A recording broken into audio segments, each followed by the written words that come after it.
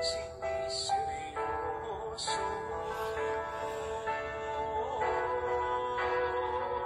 ngunit ngayon'y nagbago na ang pagkatao ko mula nang makilala ka, Jesus. Pananalig ko'y tumibay, buong tiwala ay binigay sa'yo lamang, Jesus. Pananalig ko.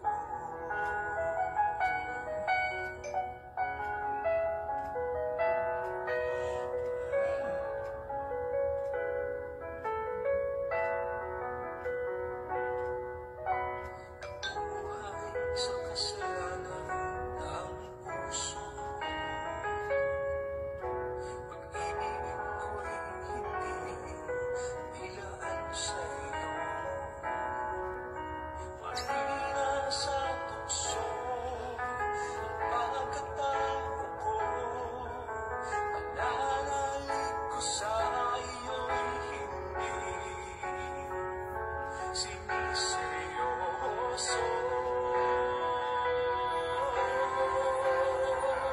Ngunit ngayon'y nagbago na ang pagkatao ko mula nang makilala ka, Jesus.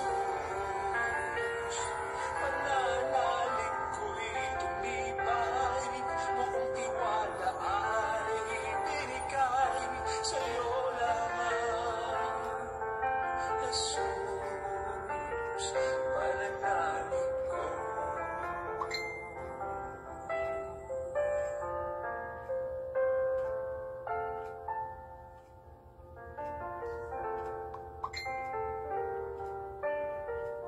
Para lang sa'yo.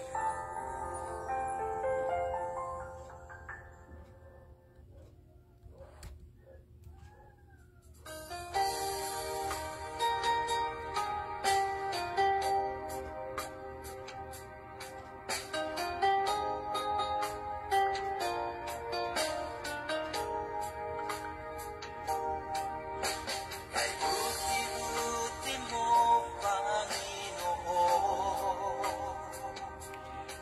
sa lahat ng oras, sa bawat araw. Kahit laging tapat kong magmahal, ang iyong kaawa ay magpawalang hanggan. Pinupuri, sinasamba kita, dakilang Diyos at Panginoon. Tunay na ika'y walang katulad, tunay na ika'y di magbabago. Mabuti ang Diyos na sa ating minamahal.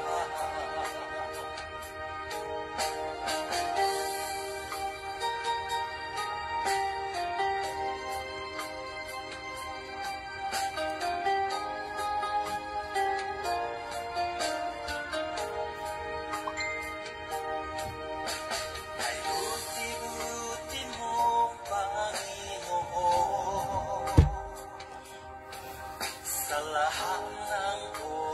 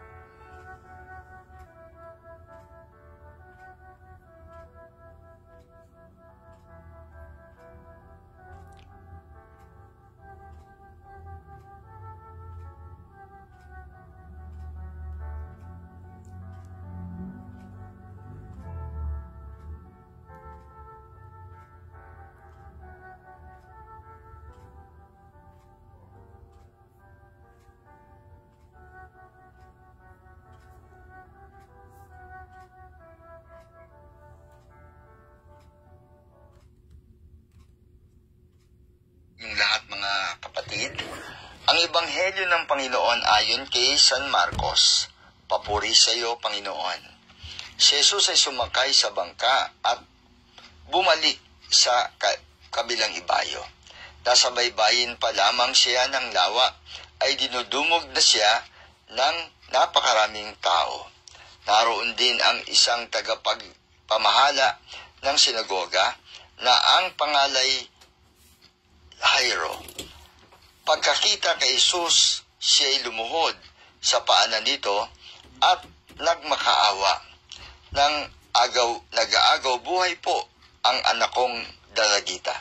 Maawa po kayo, sumama kayo sa akin at ipatong ninyo sa kanya ang inyong kamay upang siya ay gumaling at mabuhay. Sumama naman si Jesus, ngunit sumunod din sa kanya ang napakaraming tao, kaya't halos maipit na siya. Kasama rin doon ang isang babaeng 12 taon nang dinudugo. Hirap na siya sa sakit na iyon at marami ng doktor ang sumuri sa kanya. Naubos na ang kanyang ari-arian sa pagpapagamot, ngunit hindi pa rin siya gumagaling. Sa halip lalo pang lumala ang kanyang karamdaman. Nabalitaan niya ang tungkol kay Jesus kaya't nakipagsiksikan siya hanggang sa makalapit sa likuran ni Jesus at hindi po ang damit nito, sapagkat inisip niyang mahipo ko lang ang kanyang damit, gagaling na ako. Agad niyang tumigil ang kanyang pagdurugo at naramdaman niyang magaling na siya. Naramdaman naman ni Jesus na may kapangyarihan lumabas sa kanya, kaya't bumaling siya agad sa mga tao at nagtanong, "Sino ang humipo sa aking damit?"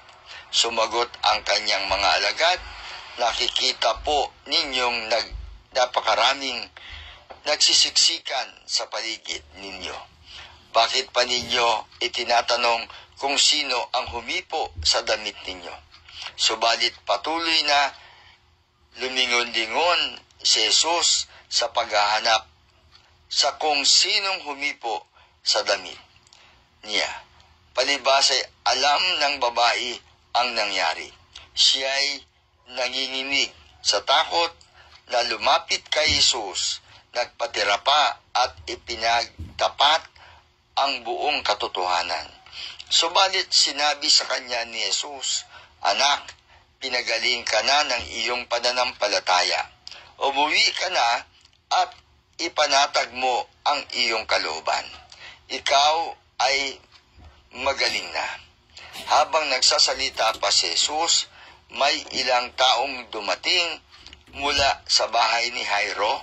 "Patay na po ang inyong anak. Huwag na po ninyong abalahin ang guro," sabi nila.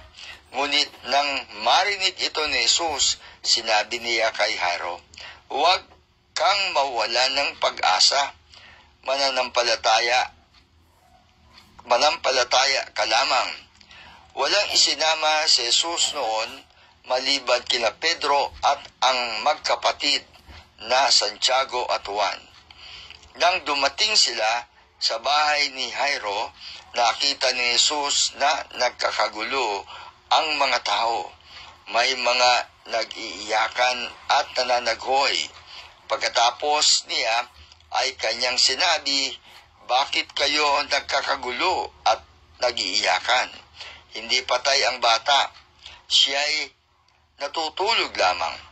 Dahil sa sinabi niya, pinagtawanan siya ng mga tao, subalit pinalabas niya ang lahat maliban sa 3 alagad at sa mga magulang ng bata. At pumasok sila sa kinaroroonan ng bata. Hinawakan ni Jesus ang kamay ng bata at sinabi, "Talita kume," na ang ibig sabihin, "Ineng, bumangon ka." Noon di bumangon ang bata at lumakad at labis na namangha ang lahat. Ang batang ito'y 12 taong gulang na. Mahigpit na ipinagbilin ni Jesus na huwag nilang sasabihin kanino man ang nangyari. Pagkatapos, iniutos niyang bigyan ng pagkain ng bata. Mga kapatid, ito ang mabuting balita ng Panginoon. Pinupuri ka namin, Panginoon Jesucristo. Panginoon, ang isa mong labi ko at gamitin mo kong mensahero ng mabuting balita. Panginoon, maraming salamat. Pinabalik ko sa iyo ang inyong kapurihan at ang inyong kadakilaan.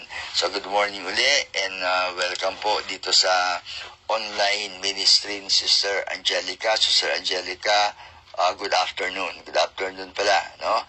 So, purihin ang Panginoon. So, pagbulay-bulayan po natin yung gospel.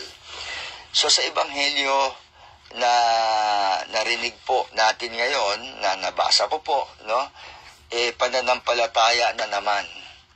Pananampalataya na naman ang aking nakikita na nais na ipagkaloob ng Panginoon sa ating message na manalig tayo sa Panginoon. Magtiwala tayo. At bahala sa atin si Lord, no? At dito pagpapagaling ng may sakit at ultimo pagbuhay ng Panginoon sa isang patay, no?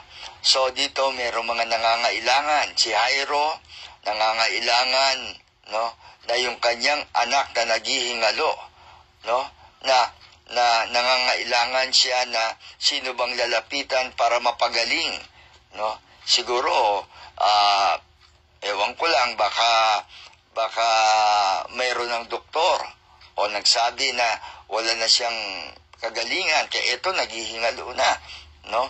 So ngayon talagang isang tatay gagawin ng lahat. Gagawin ng lahat. So ano nangyari? Ito na. Nung nababalitaan niya ang Panginoon Jesucristo, ito na.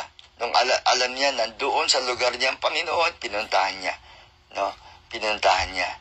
So, at gayon din yung babae dito na 12 years dinudugo, no? Na talaga naman gustong ma-encounter si Lord personally. Pero dahil sa hindi niya magagawa yan at maraming tao hindi niya malapitan ng Panginoon at makakausap siguro personally.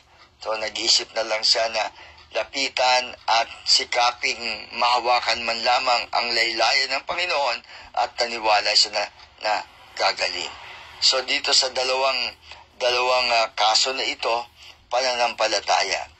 Ngayon meron po akong share na verse, no, tungkol po dito sa pananampalataya at sa may mga nangangailangan. Hebrews 4:16. Kaya't huwag tayong mag-atubiling lumapit sa trono ng mahabaging Diyos upang makamtan natin ang habag at kalinga sa panahon ng ating pangangailangan. Yan. Itong dalawa na si Jairo at yung babae may pangangailangan.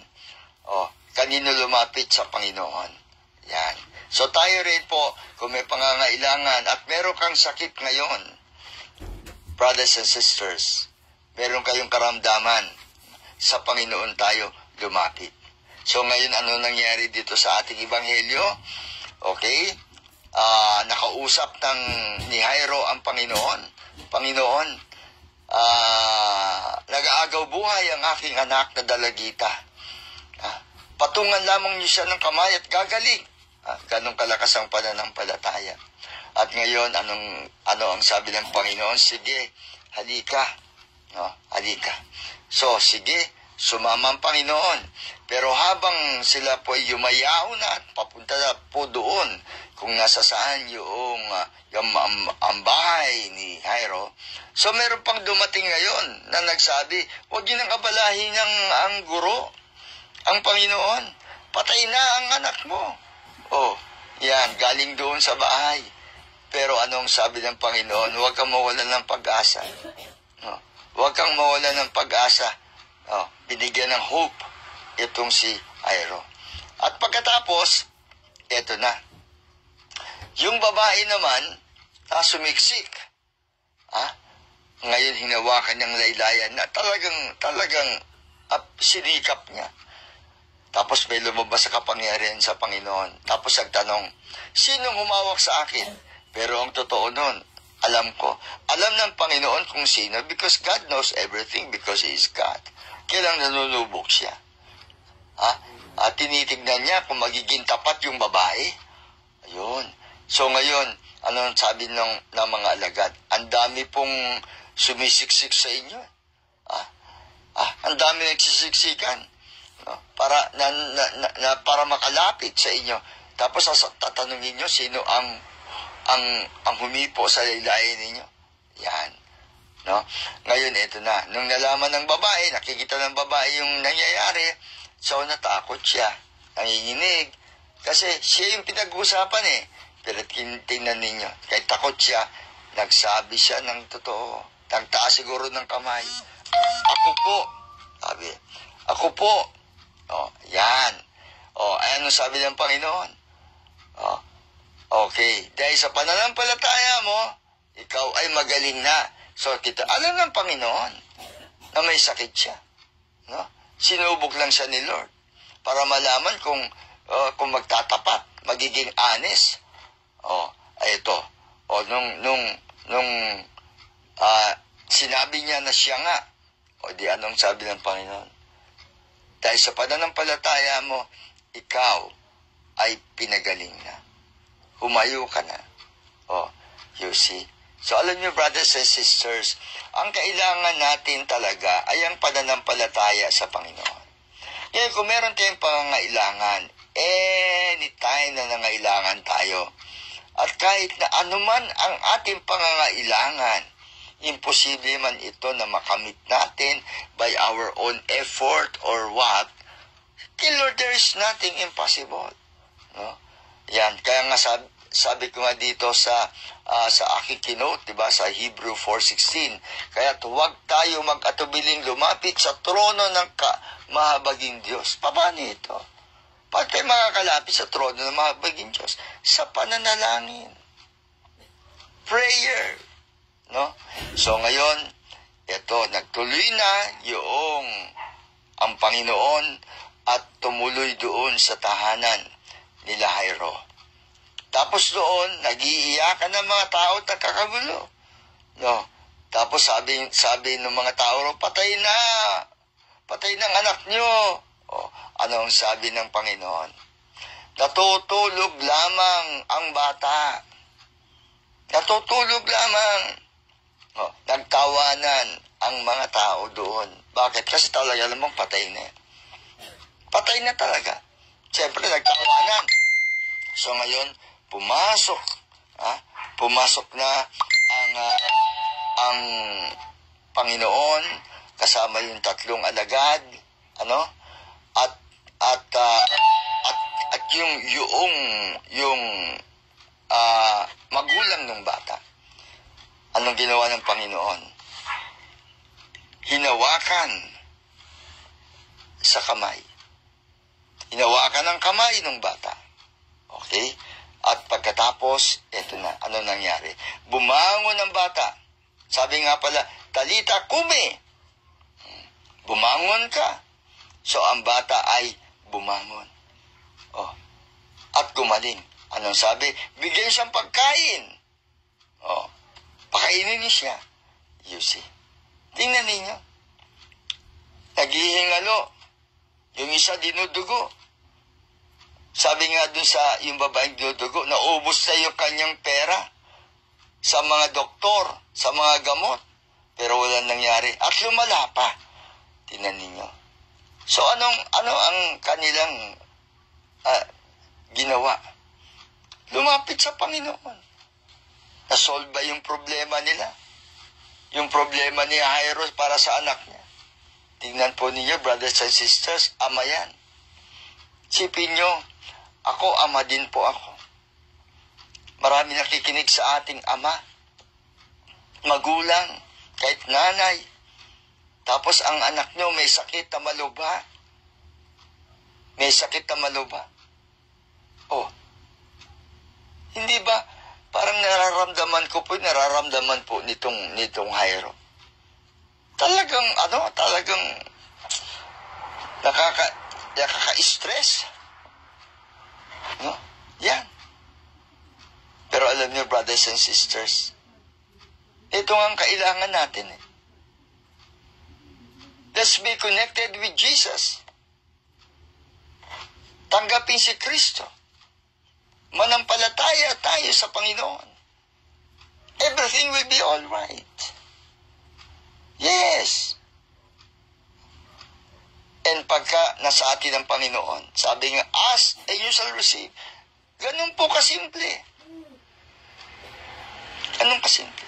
At dito nakita natin, doon sa bata na naghihingalo, namatay na, binuhay ng Panginoon. Sa 12 taon na babae na dinudugo, 12 taong dinudugo, gumaling. Ngayon, brothers and sisters, sa mga nakikinig, o sa inyo po, nakikinig dito sa online ministry, okay, anong pangangailangan nyo? Anong pangangailangan niyo? Sharing ko nga doon sa hair shop prayer meeting namin Sabi ko, sino sa inyo merong 1 milyon? 1 million peso? Wala. Kasi mga empleyado sila sa hair shop. Wala. Sabi ko, alam niyo, brothers and sisters, just in case, mga ilangan kayo ng 1 billion, talagang pangangailangan. At kailangan ninyo. Wala kay 1 milyon. Pag humingi ka kay Lord, at yan ay talagang pangangailangan, darating, ibibigay ni Lord. Wala ba kayo? Totoo po yun. Ordinary worker ka lang, minimum wage earner. Nagkasakit yung anak mo, in-hospital mo. Naoperahan, tapos ang daming ginawa sa kanya. Tapos saglit lang, inabot na ng milyon na yung bill. Ano yung babayad mo? Pero ito, sabi nga sa binasa ko kanina, ulitin ko na. Kaya't huwag kayong mag-atubiling lumapit sa trono ng mahabaging Diyos. Ito na, magdasal, manalangin. Okay? Upang makamtan natin ang habag at kalinga sa panahon ng ating pangangailangan. So ano man ang pangangailangan, ibibigay ni Lord. Kahit imposible, manalig sa Panginoon, dapat ang connection natin kay Lord ay 24 hours.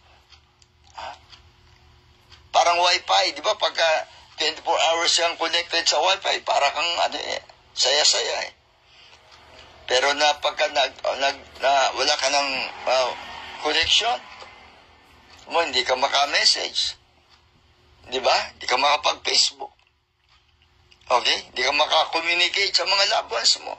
Sa Amerika, hindi ka maka-chat. Pero tingnan mo, pagka connected ka, malakas pang connection mo, wow, ito, sa kwarto ka lang, ang dami mo nagagawa. Di ba? Nandiyan ka lang sa kwarto, meron kang anak sa Amerika, madali mo lang makausap.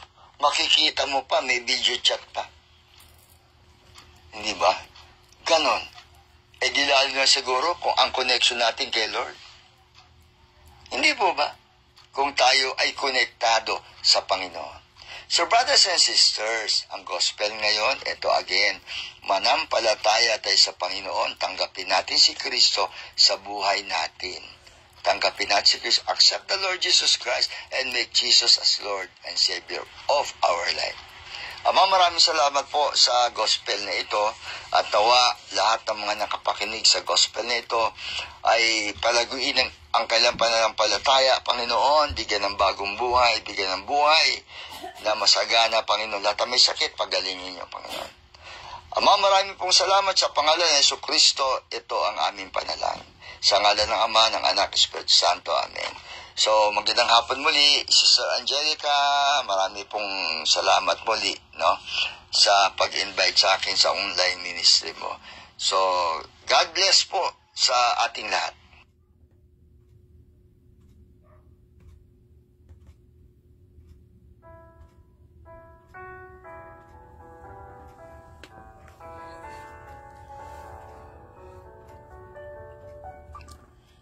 Ama namin, sumasalangit ka, sambahin ang ngalan mo. Mapasa amin ang kaharian mo, sundin ang loob mo dito sa lupa para nasa langit. Bigyan mo kami ng aming kakanin sa araw-araw at patawarin mo kami sa aming mga sala para ng pagpapatawad namin sa nagkakasala sa amin. Huwag mo po kaming pahintulot sa tukso at hiyatayan mo kami sa lahat ng masama. Muli Panginoon, ang panalangin namin sa mga may sakit na ikaw ang nagbibigay ng kagalingan. Kaya Brother Boy Abelia, nasa banig ngayon ng karamdaman na kung saan malala ang kanyang kalagayan. Nahihirapan siyang huminga at mga aplikasyon na sakit sa kanyang katawan. In Jesus' name, my Lord, ikaw po ang nakabatid ng aming buhay at ikaw rin nakakabatid ng kagalingan. Kinakailangan namin mula sa iyo.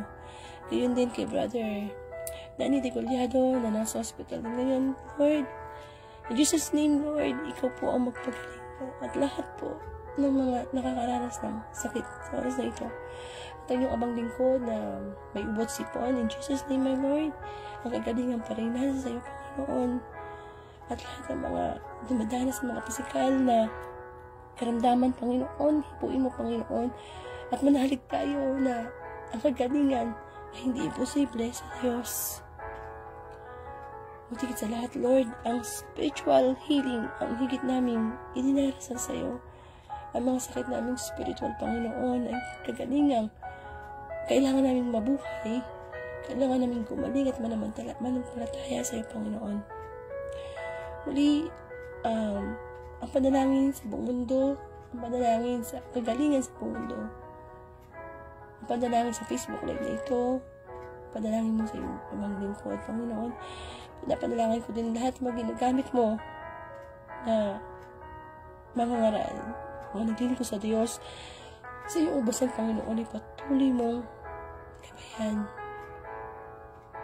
And din ang bawat nanonood ngayon, Lord, bigyan mo po sila ng nababaan ng loob na mabalik loob sa iyo at ang kagalingang ang pisikal, kundi spiritual ang aming makamtan. Muli, Panginoon, maraming salamat sa mensahe mo. Tunay nga na binuhay ni Jairo o binuhay ni Kristo ang anak ni Jairo at pinagaling sa babaeng 12 taon ng tinutubo sa pamamagitan ng pananampalataya.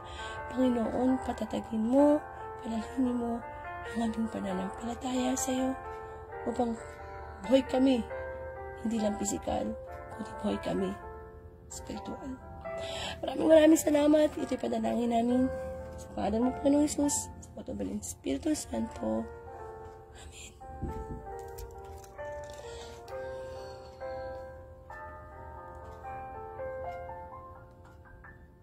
So, amen. Welcome po sa Word of God, Daily Gospel. Okay.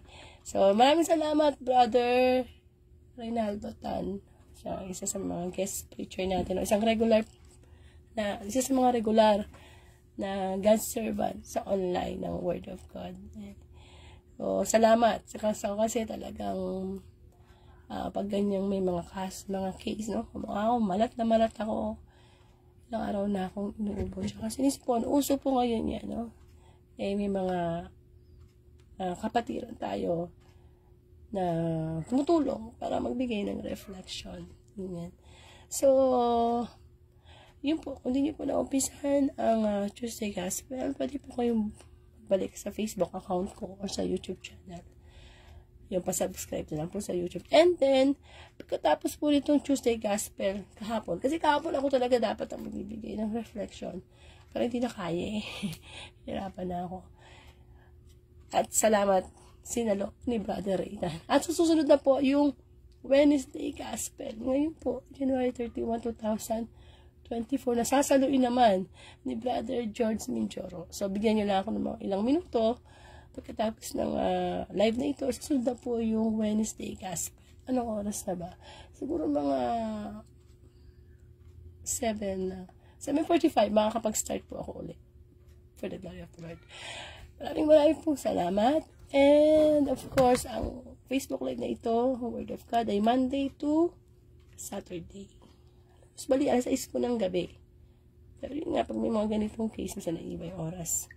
At pag Sunday po, 3:00 na hapon. Amen. Maraming pong salamat. Pakinggan mo natin itong closing prayer. Well, closing song pala.